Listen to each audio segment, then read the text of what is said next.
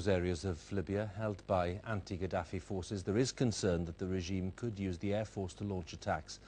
Opposition figures are urging the creation of a military no-fly zone over Libya, something that David Cameron says is being looked at as a contingency measure.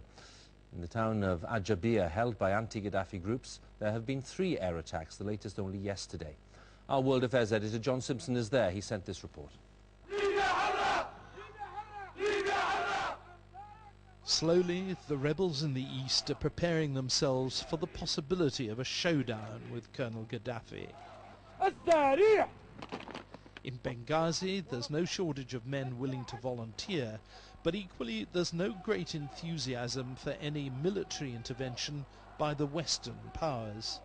Everybody here are all in the same voice. They don't want military international intervention, you know, because we saw what happened in Iraq. Would like just to stop him not to fly over us.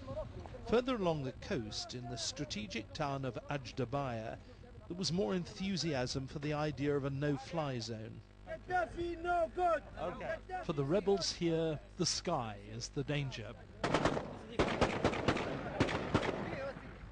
Colonel Gaddafi has sent his Air Force planes 3 times so far to attack this huge weapons dump. Everyone here is scared it's going to happen again. This area is very dangerous now. This area is very dangerous. Please. Yes. In fact, 2 of the 3 pilots who've been sent to attack this dump have deliberately missed, the latest only yesterday. That's a relief, since the arms and ammunition stored in this area are hopelessly neglected. There's a very large amount of high explosive that's been stored here, but as you can see, the conditions are pretty terrible, and there's no guard to stop people just wandering in and out. The actual ordnance comes from various countries, from Russia, America, China, and in a room down there, there's a large number of mortar bombs made in Britain. The British stuff, like the rest, is all very old, but if a bomb landed on it, there'd be a major disaster. One of the rebels volunteered to drive us round the arms dump. Landmines had been planted here, he said, but no one knew where. Everyone we spoke to was hoping for a no-fly zone by the Western powers. Please, we all persuade you to let the free people in Europe and America to listen to our requests. But for now, there's no protection here against the Air Force. Just a few nervous volunteers loosing off at random. John Simpson, BBC News, Ajdabiya.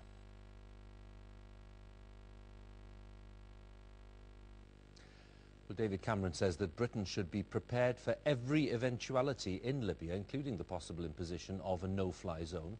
Russia has already ruled this out, and the Americans say it would be challenging. But the Foreign Secretary William Hague hinted that formal United Nations backing might not be needed for the plan to go ahead. Our North America editor Mark Mardell considers the arguments. The threat of an attack from above could be stopped if RAF and American Air Force jets were patrolling Libya's skies, enforcing a no-fly zone. But simple it is not. Hillary Clinton told American politicians that Libya could end up with democracy or in the chaos of a protracted civil war, so nothing was off the table. One of those actions that is under review is a no-fly zone. There are arguments that would favor it, questions that would be raised about it, but it is under active consideration. America is worried about its image.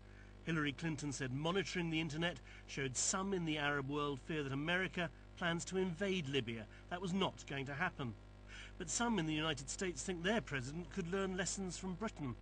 They see David Cameron as giving a forceful lead.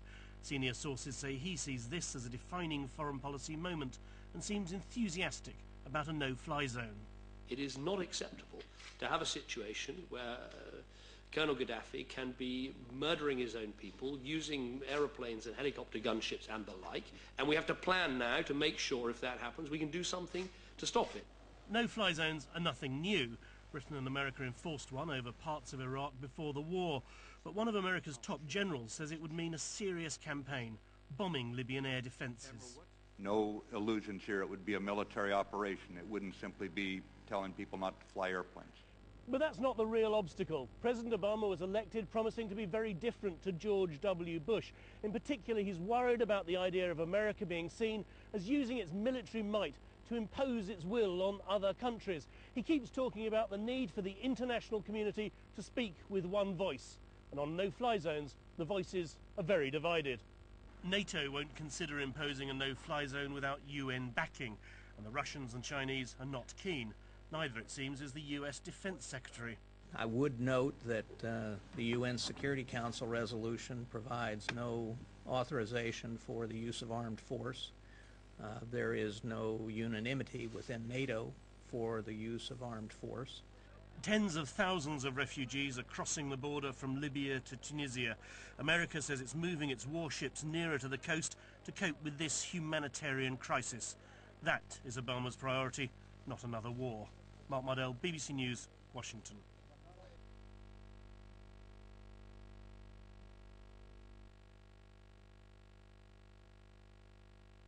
You don't understand the system here. No. Don't say I understand. You don't understand. And the world don't understand the system here, the biblical system here, the authority of the people. You don't understand it.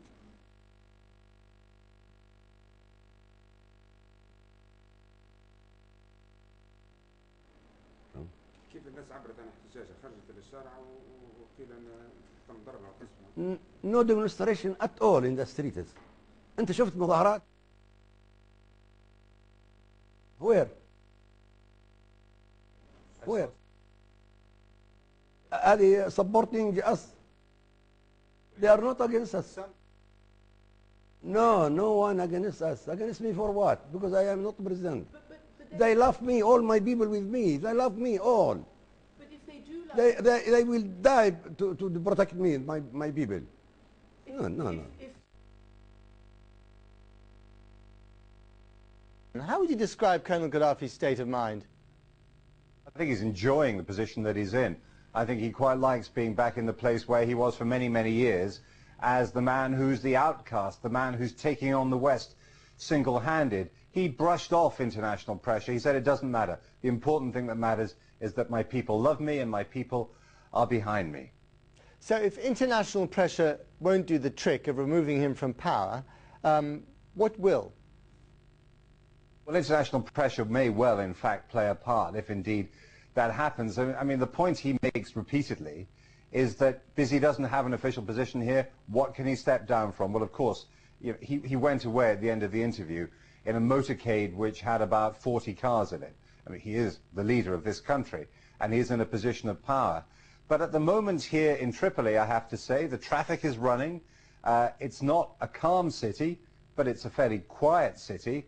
And there are areas of the capital, I was in one today, where there is really vehement dislike and disdain for everything that he's done. I went to a funeral today, a great deal of anger there against Colonel Gaddafi and his people for the killing of individuals in that part of the greater Tripoli area. But the regime itself in this place, and it's got 2.5 million people out of 6 million in the whole of the country, so a lot of people, they seem to have it under control, and they seem quite calm about that too. They don't seem to be feeling all that threatened. So do you think there might be sort of two Libyas in the near future? The Libya controlled by the opposition, the east of the country, and then the area around Tripoli?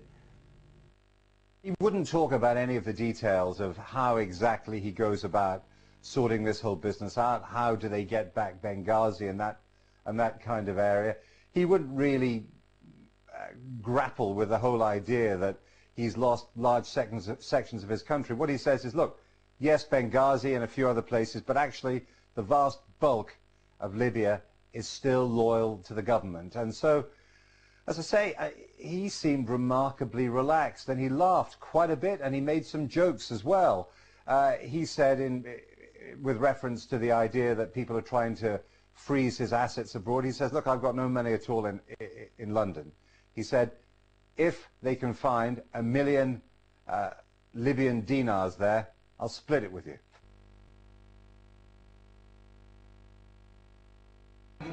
The sound you hear here is Quranic verses, paying tribute to the many who died during Colonel Gaddafi's rule. And look what's left of his personality cult. These crude effigies hanging in front of the courthouse. They've dismantled all of his revolutionary committees now. And inside they're organizing everything from education to the police. They've even got a committee to welcome the foreign media. And the front of the courthouse is now a wall for their political slogans, but also to express their sorrow, mourning the deaths, for the first time being able to express in public their grief for lives that were lost here. Viva revolution, viva! So how do you move on from the past and build this new future? Well, look at this. This man has just set up this stall and he's established this committee. He's calling it a re-education committee. Hello? Rehabilitation. Rehabilitation committee. Of the youngster, of the people who Gaddafi worked very hard to make 25% of our young people uneducated. Our job is to fight him back, not by machine guns, by pencil and book. We have to educate our people. But the fight isn't over. He's still in Tripoli. He said his people love him. He's a liar. We love him to leave our country. We love Gaddafi to leave our country. He knows nobody likes him. Well, this is the feeling here, at least in the east of the country, here in Benghazi. They feel they're on the road to victory, and they're building it, the new country, as they go.